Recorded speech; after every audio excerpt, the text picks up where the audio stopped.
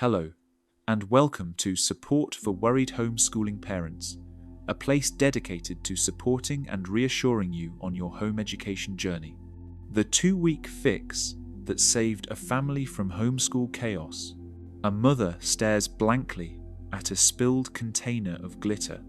It coats the kitchen table, the floor, and somehow the dog.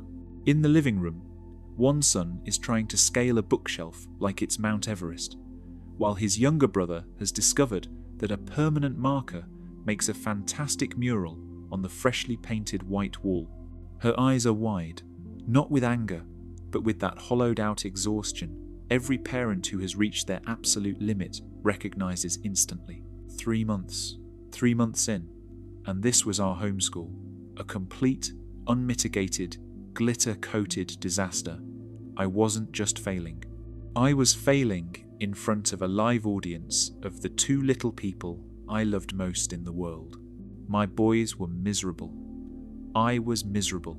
We were this close to quitting, to admitting defeat, to sending them back to the very place that had crushed their spirits in the first place.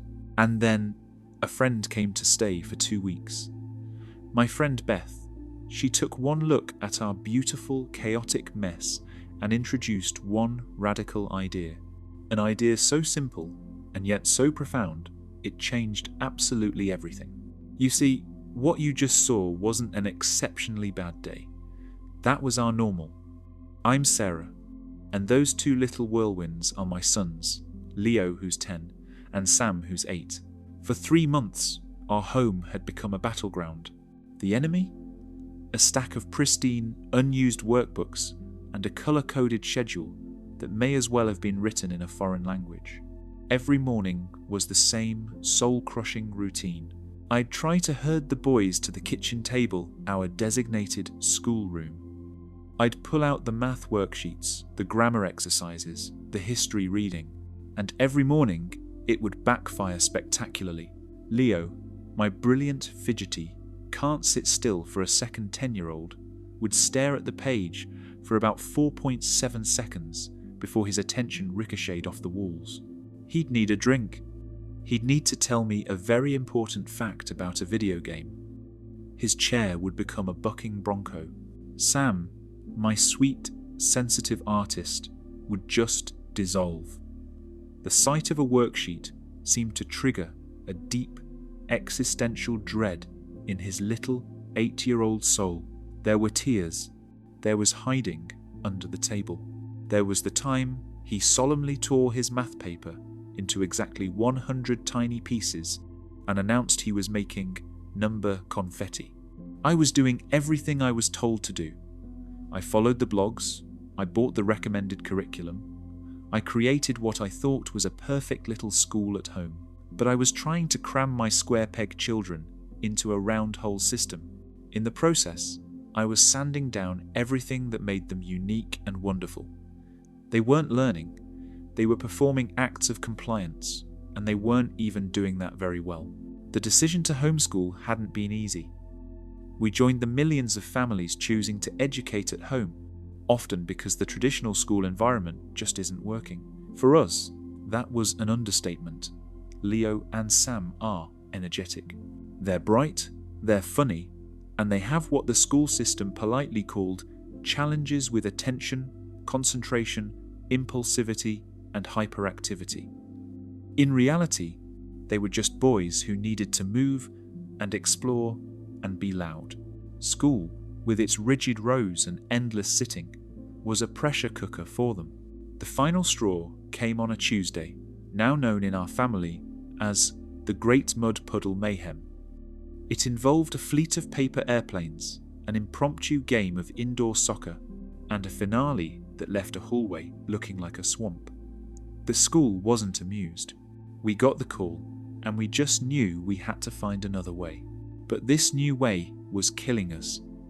My husband Mark would come home from work to find me frazzled and defeated, the house a wreck, and the kids bouncing off the ceiling. The evenings were filled with tense conversations and the unspoken question hanging in the air, did we make a huge mistake? I'd scroll through social media, looking at these picture-perfect homeschool families with their serene nature walks and children diligently practicing calligraphy, and I would just sink. I wasn't just failing my kids, I was failing my marriage. I was failing at the one job I thought I was meant to do. It all came to a head on Glitter Day. After cleaning up the last of the sparkles and painting over a rather abstract purple monster, I sat on the floor in the hallway and just cried. Not loud, dramatic sobs, but the silent, hopeless tears of someone with nothing left. I picked up my phone and I called Beth. Beth is one of my oldest friends. She's a seasoned home educator, a mother of 4 grown kids she homeschooled from the beginning. Beth is the calm in any storm. Her presence is like a weighted blanket for your soul. Through my choked sobs, I told her everything. The chaos, the fighting, the feeling that I was ruining my children. She listened patiently, without judgment. When I was done, she didn't offer platitudes. She offered a lifeline. "I'm coming over," she said, her voice firm but kind. "I have 2 weeks free. I'll come every morning. We're going to figure this out." The next Monday, Beth walked right into the heart of the storm. The boys were already arguing over a toy dinosaur with the ferocity of seasoned litigators. The kitchen looked like a breakfast cereal bomb had detonated. I stood there, mortified, a dish towel in my hand, like a flag of surrender. Beth just smiled. She placed her bag on the counter, surveyed the scene with an almost unnerving sense of peace, and looked at me. "Okay," she said, her voice full of warmth. "Here is the plan." I braced myself for a new, even more complex schedule. "For the next 3 days," she announced, "we are going to do absolutely no school." I just stared at her. "What? No school? But they'll fall behind. We're already behind." She held up a hand. Behind whom? Behind a standard that wasn't working for them in the first place. "Sarah, for 3 days there will be no workbooks, no lesson plans, no forced reading. Our only job is to watch and to listen." It was the most radical, terrifying, and exhilarating thing I had ever heard. The first day of what Beth called the Great Unplugging was pure torture for me. I twitched with the urge to direct, to control, to teach. The boys, on the other hand, were bewildered. They kept looking at me, then at Beth, waiting for instructions that never came. "What are we supposed to do?" Leo asked, his energy thrumming with uncertainty. Beth smiled. "Whatever you want." That first morning was a cacophony of boredom. "I'm bored," they whined in unison. They flopped on the couch. They wandered aimlessly. I was panicking internally, but Beth was completely unfazed, sitting in an armchair with a small notebook, just watching. And then, slowly, a little bit of magic happened. The boredom became a catalyst. Leo, my boy who couldn't sit still, started pulling every cushion and blanket in the house into the living room, meticulously constructing an elaborate fort. Sam, my sensitive artist, found a roll of masking tape and began creating a complex city of roads all over the floor. They argued, yes, but they also collaborated. They negotiated. They created entire worlds. Beth just watched, occasionally jotting something down. She wasn't watching for bad behavior. She was watching for sparks. And by the end of day 2, she found a big one: music. It started subtly. Sam was humming as he laid down his tape roads. Leo was tapping out a rhythm on the sofa with 2 toy cars. When I put on some background music while making lunch, the change was instantaneous. The frantic energy in the room didn't disappear, but it focused. They both started moving to the beat. Their eyes lit up. They were captivated. Beth made a note, a big, decisive circle, in her book. That evening, after the boys were in bed, Beth sat down with Mark and me at the kitchen table. The house was messy, but it was the mess of creation, not destruction. "Okay," she began, opening her notebook. "Let's talk about deschooling." "Deschooling," Beth explained, isn't not schooling, and it's definitely not a vacation. It's a detox. It's a conscious period of transition that allows a family to disconnect from the methods and mindset of traditional school. It's about letting go of what you think education is supposed to look like so you can discover what it actually is. I was skeptical. But how do they learn if I'm not teaching them? Beth smiled knowingly. That's the school mindset talking, she said gently. The philosopher Ivan Illich, who first talked about this, argued that we've all been schooled to confuse teaching with learning and getting good grades with having a real education.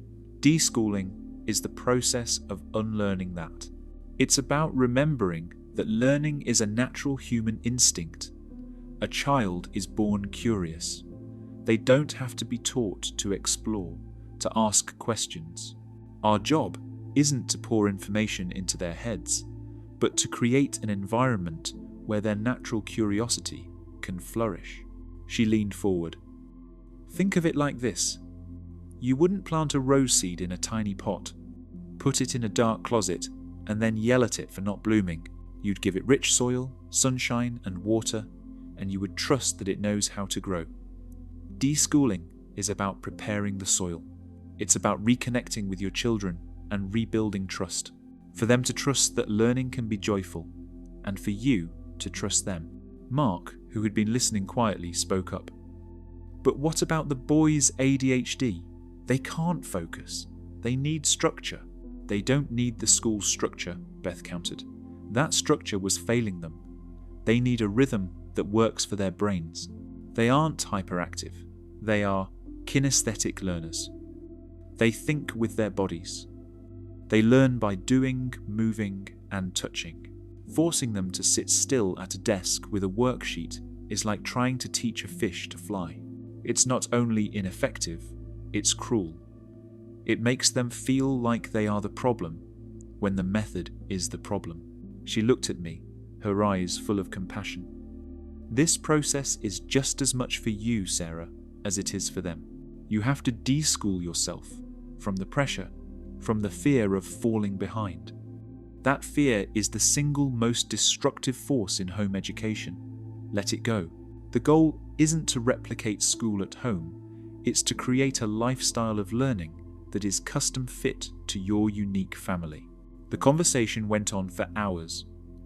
Beth explained that deschooling isn't permanent, but a transition.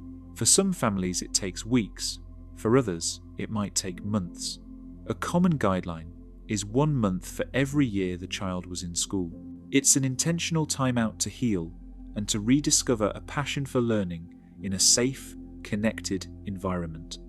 It was a complete paradigm shift. It felt like someone had finally given me permission to breathe. If this idea of deschooling is new to you, and maybe a little bit terrifying, I get it. But it's also the key that unlocked everything for us. So, how did we turn this philosophy into practice? It all started in week 2, with a single spark. After 3 days of observation, Beth announced the beginning of phase 2 on Thursday morning. All right, she said, time for step 2, follow the spark. She pointed to her notebook where she had circled the word music. The boys come alive with music, she said. It focuses their energy, it engages them. So for the rest of this week, we're not going to do school. We're going to explore music. And this wasn't some formal music lesson. This was total immersion. We started by playing different genres of music all day. Classical, jazz, rock and roll, movie soundtracks. We talked about how the music made us feel. Happy, sad, excited. Then we went on a field trip to a local music store. Beth told the boys they had a mission to find the most interesting looking instrument in the whole place. I watched in amazement as my 2 unfocused children spent nearly an hour completely absorbed, gently touching guitars, tapping on drum pads, and looking at the intricate keys of a saxophone. They were curious, engaged, and learning. The real breakthrough happened back at home. Inspired by the trip, Leo declared he wanted to build his own drum set. The old me would have panicked, thinking of the noise and the mess. But the new me, inspired by Beth, took a deep breath and said, "Okay, what do you need?" The next hour was glorious, creative chaos. We pulled out pots, pans, plastic buckets, and wooden spoons. Sam, joining in, discovered that different amounts of water in glass jars made different pitched sounds when tapped. It was loud and messy, but it was a real-life physics lesson on sound and vibration. They were problem-solving, they were experimenting, they were joyful. For the first time in months, our home was filled with laughter instead of tears. This led directly into Beth's next steps, which we implemented over the second week. Step 3 was learning in motion. Beth showed me how to weave academics into physical activity. We took spelling words outside and wrote them in huge letters with sidewalk chalk. We practiced math facts while jumping on the trampoline, yelling out the answer at the peak of each bounce. We did reading relays, where they had to run to one side of the yard, read a sentence taped to a tree, and run back. It was a game, not a chore. Their restlessness was no longer an obstacle. It was part of the process. Finally, step 4 was redefining the classroom. The kitchen table was officially fired. The real classroom, Beth showed me, was everywhere. We baked cookies and learned about fractions and chemistry. We went for a hike and identified plants and insects, which was biology. We went to the grocery store with a list and a budget, which was real-world math. The world became our curriculum. Learning wasn't an event that happened for a few hours a day. It was the texture of our entire life. On the final day of Beth's 2-week stay, the difference in our home was palpable. The chaos wasn't gone. My boys are still energetic and noisy, but the nature of the chaos had fundamentally changed. The frantic, anxious energy had been replaced by a hum of productive, creative energy. I walked into the living room that afternoon to a scene I never would have believed possible 2 weeks earlier. The sprawling tape city was still on the floor, but now it had little hand-drawn signs labelling the bank, park, and ice cream shop. Sam was on his stomach, meticulously drawing a tiny map of his creation geography, city planning, and literacy, all self-directed. In the corner, Leo was surrounded by his makeshift drum set of pots and buckets. He had headphones on, listening to a song, trying to tap out the beat. He was practicing rhythm and concentration. He was channeling his energy, not fighting it. And I was different too. I was sitting on the floor next to Sam, helping him spell ice cream. Not because it was on a lesson plan, but because he asked me to. I was relaxed. I was smiling. I wasn't a warden. I was a partner in their discovery. When Mark came home that evening, he stopped dead in the doorway. He didn't see a war zone. He saw his sons, deeply engaged. He saw his wife, looking happy and confident for the first time in months. Later that night, he hugged me. "I feel like I have my family back," he whispered. He was right. We were a team again. Beth's 2 weeks with us were a gift. It wasn't a magic trick, it was a shift in perspective. Her parting words to me were, "Don't be afraid to trust them, Sarah, and don't be afraid to trust yourself. You know your children better than any expert ever will." She made a plan to return in 6 months to help us transition into a more formal, but still completely child-led learning approach. But the foundation had been laid. The 2-week fix wasn't about finding the perfect curriculum. It was about deconstruction. It was about tearing down the walls of what we thought school should look like, so we could finally see the beautiful, unique learning that was happening all along. We had to let go of the school system's rigid expectations to rediscover the joy of learning, not just for the kids, but for us too. The journey is far from over. There are still messy days, but now they feel different. They are part of the process, not a sign of failure. We've learned that our boys' energy isn't a bug, it's a feature. And by embracing it, By building their education around who they are, we didn't just fix our homeschool, we healed our family. So I want to ask you, what's the biggest source of chaos in your homeschool right now? Share it in the comments below. You are not alone in this, and I truly believe we can all learn from each other's stories. Thank you for listening. You can click this video here to learn more about music and learning, or you can click this other video here